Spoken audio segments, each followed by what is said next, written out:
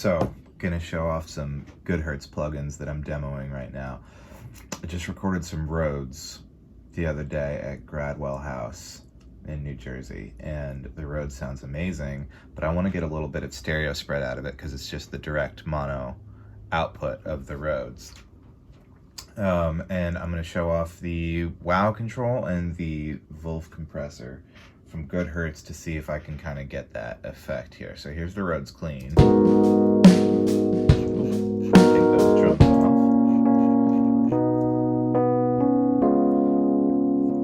Sounds fantastic as is, but I want to, it's mono right now, direct center, so I want to spread it around the stereo field a little bit.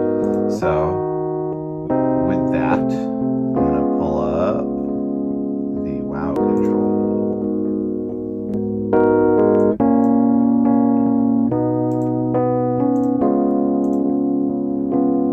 And let's, over here, stereo phase. So I'm offsetting the phase, which is going to start moving it around the stereo field.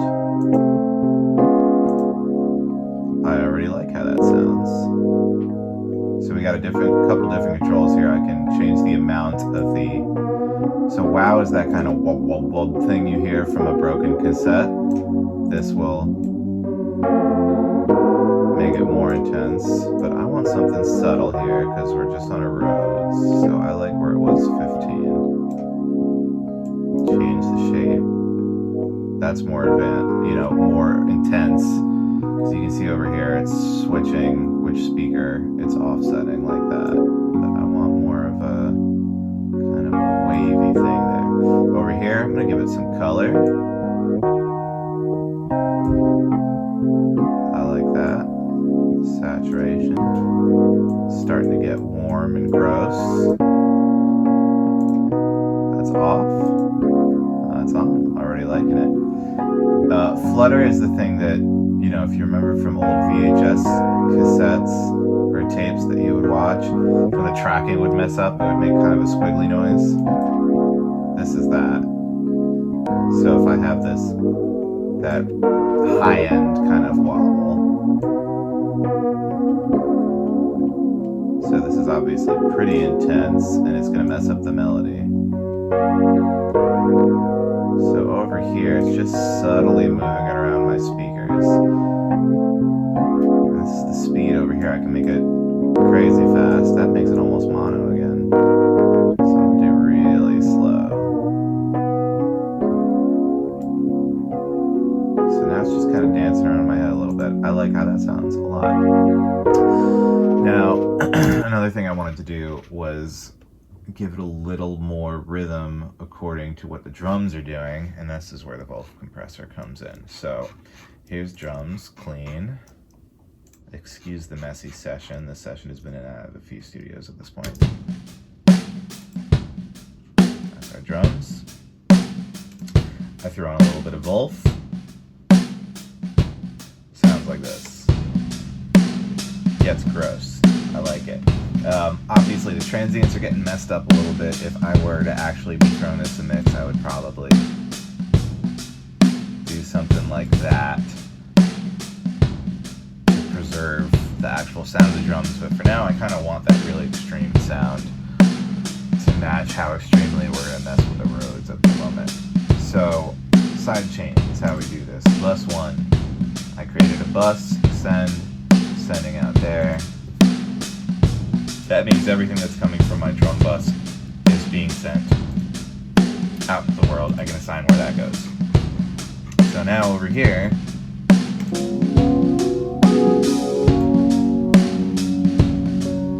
let's get a little over that there. Already sounds awesome. But what I'm going to do is throw in a Vulf compressor on this as well. And I'm going to assign a key input, which means the bus that was sent out is now going here. So what I can do now is turn on the sidechain here, and what that means is that the, yeah, you can hear some noise. I don't want that necessarily. Oh, I don't know where that's coming from. Maybe the wow. Wow have noise Rhodes as well. I just got these today. Yeah, there we go. So the audio that's being sent from the drums is now going to trigger this compressor specifically. So the compressor will not engage until it receives a signal from that bus. And we can see that over here. Once we turn the drums on our bus, good. See, once I do that, it's now receiving the kick and the snare and stuff. Obviously it gets really extreme, so now I have to change my settings and stuff.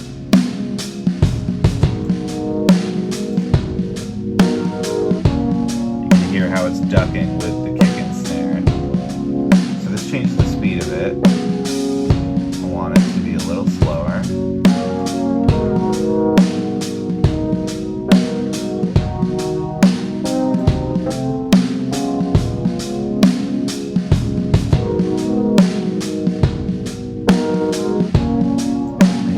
Have some wow as well here. A little lo-fi, that's, fancy high pass. So here it is at its most extreme.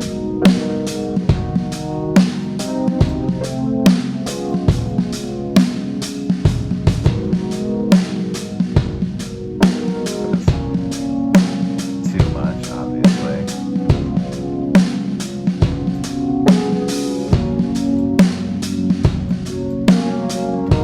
So this is extreme. This is more like, you would see this in like an EDM kind of thing, but I do kind of like what it's doing here.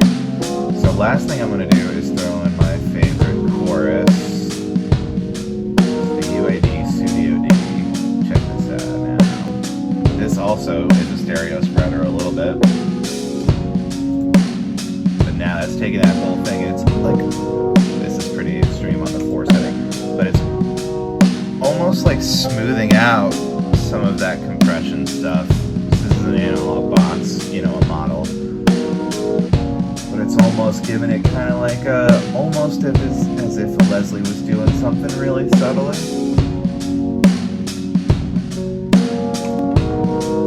So here's clean for everything.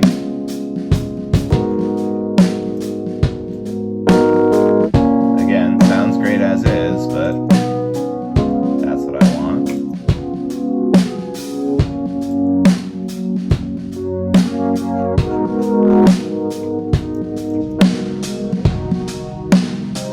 Now, if I were to bring this a little drier, the transients are stronger and it's going to make the sidechain effect stronger.